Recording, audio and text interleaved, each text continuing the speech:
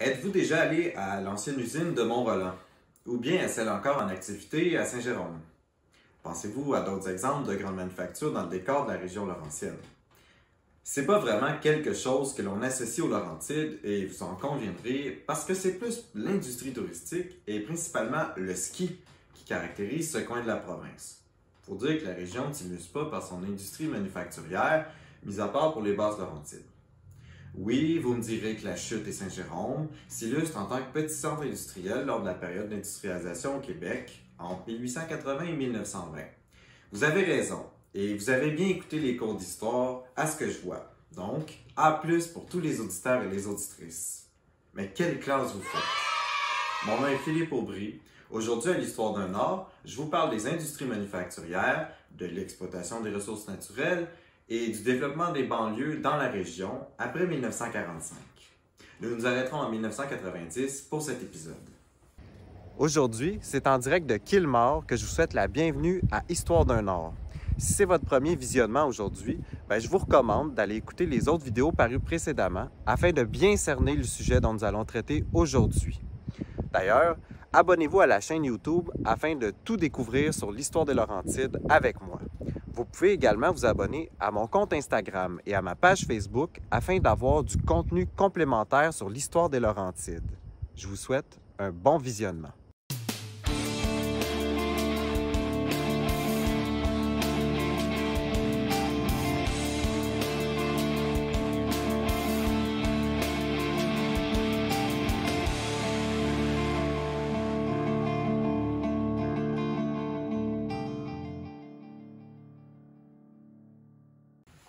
Dans le Québec des années 30 à 70, l'exploitation minière est très importante. Qui n'a jamais entendu le fameux slogan de Maurice Duplessis « Une scène la tonne de fer » ou bien de l'exploitation de l'amiante et de la fameuse grève d'asbestos en 1949. Mis à part la forêt, je ne vous ai pas vraiment beaucoup parlé des autres ressources exploitées dans les Laurentides. Comme on le verra aujourd'hui, plusieurs tentatives d'exploitation minière seront lancées un peu partout dans la région.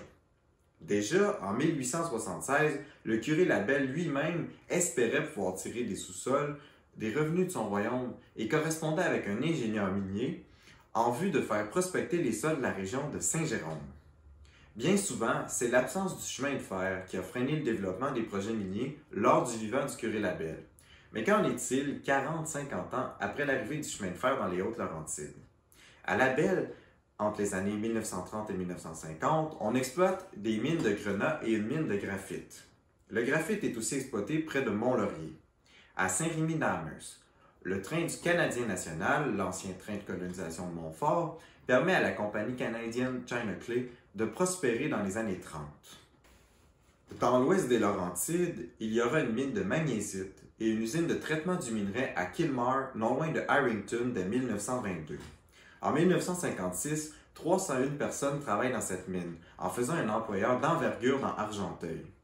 L'exploitation minière dans la région reste toutefois très secondaire, ne s'imposant pas au niveau économique, contrairement à ce que l'on peut observer en Abitibi ou dans l'Estrie. À Labelle, ces entreprises ne feront pas long feu, parce que les mines changent souvent de propriétaire à cause des faillites. À Saint-Rémy-d'Amherst, c'est la couverture médiatique du journal Le Devoir en 1947 qui causera la fermeture de l'usine. Parce que travailler dans une mine de silice n'est pas sans risque pour la santé des mineurs. Revenons donc vers la principale ressource naturelle exploitée dans le Laurentide, la forêt, ce à quoi on doit la colonisation des Hautes-Laurentides. Rappelez-vous, ces premières fermes établies par les moulins des Hamilton le long de la rivière Rouge au milieu du 19e siècle. Comme on l'a vu à l'épisode 3, l'âge d'or de l'exploitation forestière, mais surtout des scieries dans les villages du Nord, se situe entre 1890 et 1920. Durant cette période, tous les hivers montaient dans les camps ces agriculteurs et colons du Nord en vue de gagner des revenus supplémentaires. Malgré la présence des mines, c'est la forêt qui donne le plus de travail aux Laurentiens après 1945. Comme les compagnies forestières n'ont pas le souci du reboisement, il faut aller de plus en plus loin dans les terres pour exploiter la forêt. Si jadis on coupait près de Saint-Jovite, les coupes se font désormais vers la Macasa et vers Mont-Laurier. Le transport des arbres abattus se fait encore par la Drave sur la rivière La Diable près du Mont-Tremblant en 1937 et sur la Rouge en 1940. Le train assure le gros des déplacements de la marchandise dans les années 40, alors que sur la ligne du Canadien Pacifique Montréal-Mont-Laurier, on a 1000 wagons de bois qui circulent à chaque jour, et ce, 6 jours par semaine pendant la Seconde Guerre mondiale. À partir des années 50, l'ouverture de nouvelles routes et le déneigement des chemins en hiver amènent les camions dans les chantiers forestiers. Malgré l'éloignement et le déclin de cette industrie, la période de l'après-guerre marque une nette amélioration des conditions de vie dans les camps de bûcherons. Fini le temps des matelas en branchage. La nourriture est plus variée que jamais. Les cabanes sont plus confortables et mieux isolées du froid. Et en plus, l'apparition des scies mécaniques rend le métier plus aisé qu'autrefois. On ajoute à cela des salaires qui augmentent rapidement. L'industrie forestière se déplace lentement mais sûrement vers le nord et les forêts des Laurentides sont en déclin progressif tout au long du 20e siècle. Il ne reste qu'un seul moulin à scie à la Belle en 1997, alors que les forêts du parc du Mont-Tremblant ne sont plus exploitées après 1990. Restons donc dans le bois pour un moment. On est si bien. Prenons par exemple le cas de la ville de Mont-Laurier, au nord de la région laurentienne, qui vit principalement de l'industrie forestière et des manufactures connexes. Sans être un centre industriel d'envergure, on peut observer la présence d'une salaison de viande, d'une usine de contreplaqué et d'une installation de Coca-Cola à Mont-Laurier dans les années 1950. À ces quelques petites manufactures s'ajoutent des scieries, bien entendu, et l'usine d'électricité. Le problème, c'est que l'industrie manufacturière se concentre surtout dans les Basses-Laurentides, proche des moyens de transport et de la grande métropole qui est Montréal. Il y a des exceptions telles que la Roland à Sainte-Adèle et quelques tentatives d'implanter des usines d'envergure à Sainte-Agathe-des-Monts dans les années 60-70, comme l'usine de tapis Bigelow qui aura la vie courte. L'exception confirme la règle, comme le dit l'adage. Mais au fond, ce sont véritablement Sainte-Thérèse et Saint-Jérôme, les reines industrielles laurentiennes, avec la chute Brownsburg, qui n'est pas en reste. L'agglomération de Sainte-Thérèse, en particulier, est un endroit de choix pour les grandes manufactures. Les grands axes routiers mènent à Montréal et aux autres grandes villes canadiennes. L'aéroport de Mirabel, ouvert en 1975, est tout près et la densification urbaine est bonne, ce qui assure un bassin de travailleurs. L'usine JM à Boisbriand est un des grands employeurs de la région avec 2500 employés à son actif en 1971. Capitale mondiale du piano après la Seconde Guerre mondiale, la ville de Sainte-Thérèse, à proprement dit, possède une structure industrielle variée. L'agroalimentaire côtoie l'industrie du meuble et des textiles, sans oublier les transports avec l'usine Sicor, encore visible de l'autoroute des Laurentides aujourd'hui, bien qu'elle ait changé de nom pour la PACCAR. À Saint-Jérôme, des gros noms subsistent de la révolution industrielle entre 1880 et 1920. La Roland est un des grands employeurs jéromiens avec ses 700 emplois. Une multitude de manufactures composent le tissu industriel de la capitale laurentienne, du transport en passant par l'industrie légère qui rivalise assez bien avec l'agglomération de Sainte-Thérèse. Malheureusement, la vie ne peut pas toujours être rose et comme ailleurs dans la province, les années 1970 secouent l'industrie manufacturière.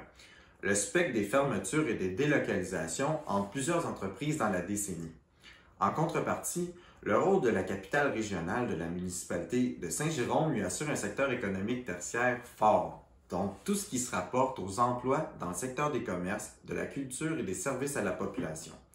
Le grand perdant, c'est le pôle industriel La Chute-Brownsburg, qui est autrefois considéré comme un petit centre industriel régional entre 1880 et 1920. Le déclin manufacturier que connaît le Québec dans les années 60 à 80 se profile dans la région de la Chute, alors que les manufactures de textiles et de papier ont la vie dure pendant la Révolution tranquille et ne connaissent pas d'expansion dans la région d'Argenteuil. Elles restent en vie surtout grâce à l'aide financière des gouvernements. Pas surprenant que l'agglomération reste moins populeuse encore aujourd'hui en comparaison des autres centres industriels laurentiens. Pourtant, à seulement quelques kilomètres à l'est, on ouvre en 1975 l'aéroport international de Mirabel et il entraîne de nombreux changements dans les Basses-Laurentides. En plus de défigurer considérablement le riche territoire agricole de Mirabel par l'expropriation de 39 000 hectares de terrain, le projet aéroportuaire entraîne avec lui l'amélioration du réseau routier du secteur.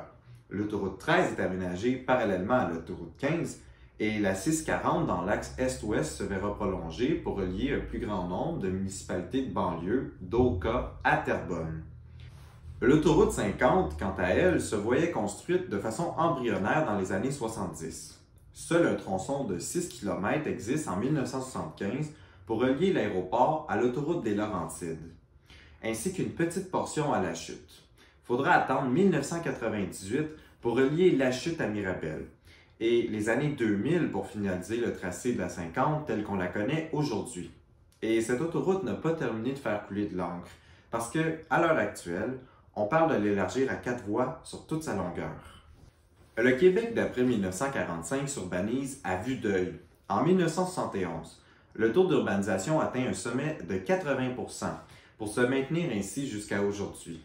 Les banlieues sont le nouvel idéal familial, comme je vous l'avais expliqué dans ma capsule sur les routes. L'accès à la propriété est facilité, les maisons unifamiliales se construisent en très grand nombre dans les anciennes contrées rurales des Basses-Laurentides. Entre 1961 et 1971, bon nombre de municipalités du sud des Laurentides voient leur population plus que doubler. Boisbriand et Saint-Eustache, pour ne nommer que celle-ci, connaissent une multiplication par 5 du nombre de leurs citoyens. Il faut dire que les développements résidentiels sont nombreux sur la rive nord de la rivière des Mille-Îles. Une balade en voiture le long de la route 344, donc le chemin d'Oka, le chemin de la Grande-Côte, le chemin de Chapelot et la Côte-Terrebonne, ou bien de la moderne autoroute 640, nous permettent d'observer les différentes moutures de la maison de banlieue de style bungalow. Les banlieusards sont des Montréalais quittant les vieilles zones urbaines en quête de plus d'espace. Résultat, en 1981, la banlieue est bien implantée entre Oka et Repentigny. L'aménagement du réseau autoroutier assure la fluidité et la rapidité des déplacements entre la maison et le travail. Et je parle bien évidemment pour les années 60, 70 et 80. On se comprend. Aujourd'hui, on peut dire que le développement autoroutier est plutôt le responsable du contraire de la fluidité. Bien sûr, il y a des emplois dans la région, dans les usines de Boisbriand de Sainte-Thérèse, comme je vous l'ai déjà indiqué. Mais il faut comprendre que la majorité des Laurentiens banlieusards travaillent à Montréal. Les voies rapides nous emmènent au centre-ville de Montréal en moins de 30 minutes sans trafic. Deux Laurentides distinctes aux fonctions bien définies entrent dans la modernité après la Seconde Guerre mondiale. Favorisées dès la première phase d'expansion industrielle par leur proximité de Montréal, les Basses-Laurentides consolident leur rôle de moteur industriel régional, exception faite de l'agglomération de La Chute-Brownsburg, pénalisée par l'absence d'une autoroute moderne vers son territoire. Le développement des banlieues est fulgurant et une croissance démographique marquée des municipalités le long de la rivière des Mille-Îles est observée entre 1945 et 1990, suivant la tendance à l'urbanisation québécoise. Les Hautes-Laurentides connaissent encore un temps l'exploitation des ressources naturelles. Mais pour les habitués de la chaîne, vous savez que c'est la villégiature et le ski qui apportent de l'eau au moulin de l'économie régionale. Pour le prochain épisode, nous demeurons dans les années d'après-guerre et de la Révolution tranquille, mais je vous réserve cette fois une analyse des changements sociaux qui surviennent dans les Laurentides. On a une société en mutation où la place de la religion est remise en question, où la santé et l'éducation ont besoin d'un peu beaucoup d'amour. Allez, je vous laisse sur ces belles réflexions. Aimez, commentez et partagez la vidéo si le contenu vous a plu. Mon nom est Philippe Aubry, à l'Histoire d'un Nord, et je vous dis à bientôt.